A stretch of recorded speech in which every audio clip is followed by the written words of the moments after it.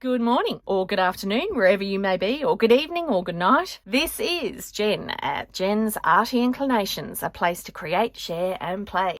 Hello everyone, this is Dephemerember 2023, hosted by Luise Heinzl and Barbara at 49 Dragonflies.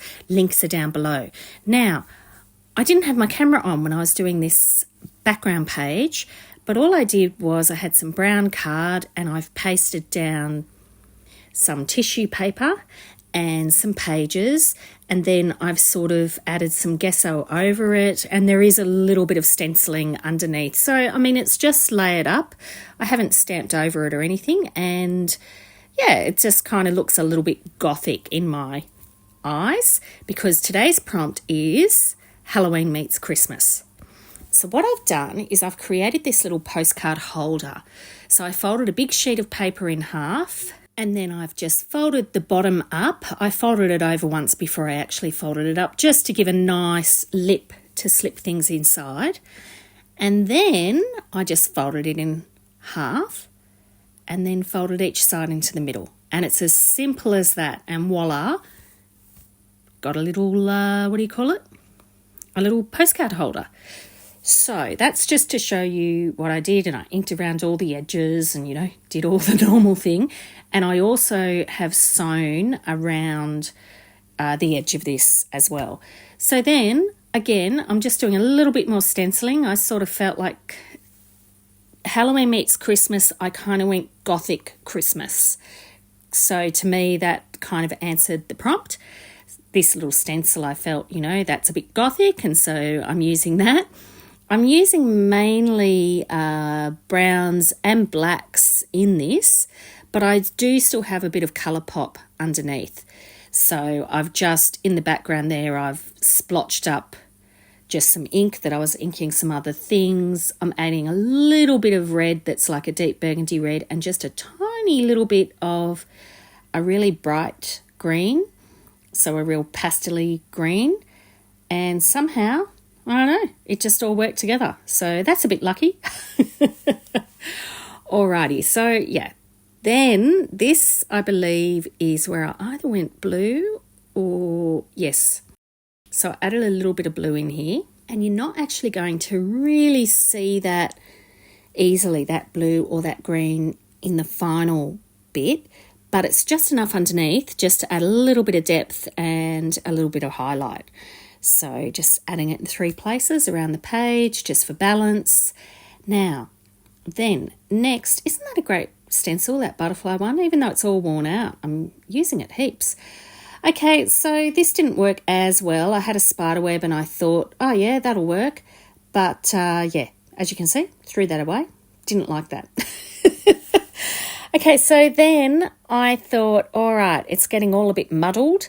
So white or black tends to often help in that. And this isn't moulding paste. This is just gesso. I'm just scraping it through a regular old alphabet stencil. Took me a moment there to think what the name was. And, then when I actually clean them off, I love this. You get a little bit of a shadow print on your paper. Very hard to see through the camera. But yeah, if you clean your stencils off over your page, you can then get a little bit more layering and a little bit more shadow prints. So that's what I'm doing with this. So I'm cleaning them with a baby wipe. So clean them just with a baby wipe or a wet cloth. And yeah, it's kind of cool. You just get a little bit more texture, a little bit more layer, as I say. Here we go. They all clean yet? And as you can see, I don't go and clean them with any great attention to detail, but that will work for the next time because I kind of like sometimes getting different colours in the next project. So here I'm just adding a little bit more gesso around the front because I just don't know, it just didn't quite feel right. So the front and the back. And then my pockets, I'm just adding a little bit of antique linen over those so that you can see them a little bit more easily. And I added some black soot, just rubbed it over on the back. So then just to, make sure we know it's Christmas, I added the word tidings. And really, I could have stopped right here, but I kept going because I was just enjoying stamping. So I got out some of my stamps. I put a few more patterns around, and I just added a few things in black soot. Now, I probably did go overboard, but once it's all together in the end, it does actually still work in the context. So sometimes we go to throw something away, and it's actually not a bad idea to pop it in a drawer and just have a think about it. Just let it sit. You can often pull it apart for another project even, which is a wonderful thing. Here I wanted to do this flower just hanging off the edge. I quite liked that look. So just using my fingers there, because I was too lazy to get a piece of paper out.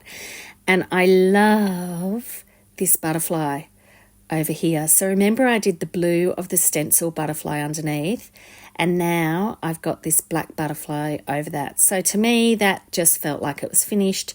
Just use the edge of the actual ink pad there, black soot, and just added a few little lines around the place, just subtle. But yeah, I feel like once I popped that butterfly in, it really felt like it pulled it together for me. Just edging, just to make sure that you can kind of see that it feels a little bit like it's framed, and so that it will sit off the background. And then I just popped a couple of strips of paper underneath tidings just to anchor that. Now the postcards, so easy. Can't remember off the top of my head who I grabbed these digis off. I'll make sure I put a link to their shop on Etsy to where I actually got these.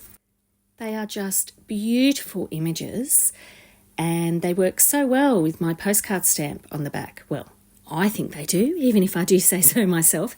But yeah, they're really lovely Gothic Christmas images without being too, dark and morbid. So I quite liked that. I still felt that felt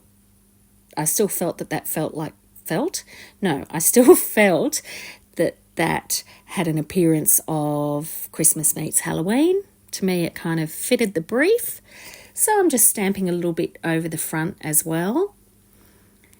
And it's very noisy in my house tonight as I'm voicing this. Sorry, you'll probably hear my son singing along in the background and people walking around and all of that. There's so much activity at this time of year, and, I'll just keep going. So then I just popped, a bit of coffee over it. I've always got a jar of coffee on my desk. I was trying to do some coffee circles, but, just looked a bit messy. So then I decided, all right, I'll just do some coffee splatters.